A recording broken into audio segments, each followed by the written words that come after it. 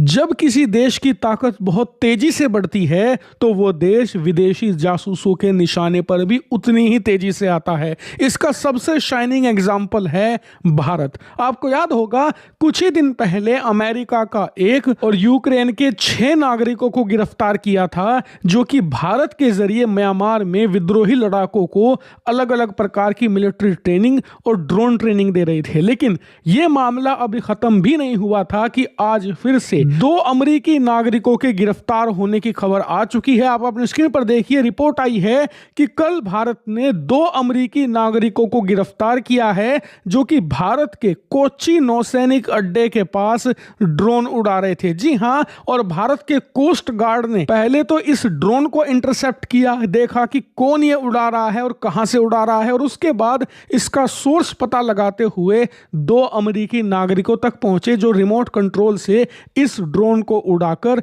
हमारे नौसैनिक अड्डे की पिक्चर लेने की कोशिश कर रहे थे। और आपको बता दूं, आज की तारीख में भारत का कोच्चि नेवल पोर्ट सबसे ज्यादा क्रिटिकल है, क्योंकि ईरान अमेरिका युद्ध चल रहा है और ईरान के कुछ युद्धपोत भारत के इसी बंदरगाह पर शरण लिए हुए थे अमेरिकी नौसेना से जान बचाने के लिए। इसीलिए इस नौसैनिक अड्डे को भारत इस समय हाईएस्ट अलर्ट मोड पर रखे हुए है, क्योंकि युद्ध लड़ रहे 2 देशों के बीच हमारा ये नौसैनिक अड्डा बहुत ही महत्वपूर्ण फोकल पॉइंट बन चुका है। खैर, हमारी अलर्टनेस का नतीजा ये रहा कि सही समय पर हमने ना सिर्फ इन लोगों को पकड़ लिया, बल्कि इनके खिलाफ अब जांच पड़ताल भी शुरू हो चुकी है कि ये कौन लोग थे, किसके कहने पर इमेज ले रहे थे, और आने वाले समय में भारत इसकी जानकारी पब्लिक करेगा। वहीं अमेरिकी दूतावास ने क्या कहा है, आप अपनी स्क्रीन पर देखिए। उन्होंने फिलहाल इस मामले पर कमेंट करने से इनकार कर दिया है, जो इस मामले को और रहस्यमय बना रहा है। वो इसलिए क्योंकि कल जब ये खबर आई थी ना, तो मुझे लगा कि यार अमेरिकी मीडिया से कोई होगा